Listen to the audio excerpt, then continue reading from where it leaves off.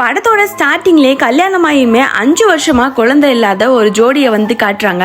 ஹீரோயினுமே ஹீரோவை எப்ப பாரு ஹாஸ்பிட்டல் கூப்பிட்டே இருந்திருப்பான். பட் அவன் வரவே வராதனால 2 பேத்துக்குள்ள பயங்கரமான சண்டையும் வருது.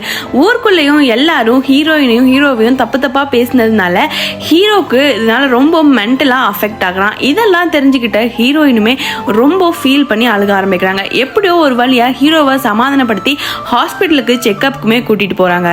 அங்க டாக்டர் செக் பண்ணதுல ஹீரோக்கு தான் ப்ராப்ளம் அப்படிங்கறத சொல்றாங்க. இதெல்லாம் தாங்கிக்க முடியாத ஹீரோயின் அங்கே ரிப்போர்ட்லாம் கிழிச்சு போட்டுட்டு எந்த பிரச்சனையுமே இல்லாத மாதிரி ஹீரோ கிட்ட காட்டிக்கிறா. அதுக்கப்புறம் ஒரு டோனர் மூலியமா இவ பிரெக்னென்ட்டுமே ஆகிறா. இது எதுவுமே ஹீரோக்கு தெரியாது.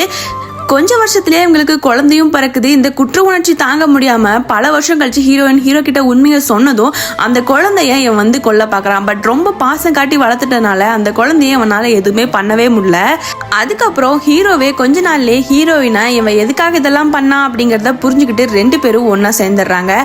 ஊருக்காக குழந்தை பெத்துக்கணும்னு இவங்க ட்ரை பண்ணப்ப கூட ஹீரோயின் பிரெக்னென்ட் ஆகல. 2 பேரும் சந்தோஷமா வாழ்றப்ப ஹீரோயின் மறுபடியும் எகைன் 2ஆவதா பிரெக்னென்ட் ஆயிருக்காங்க.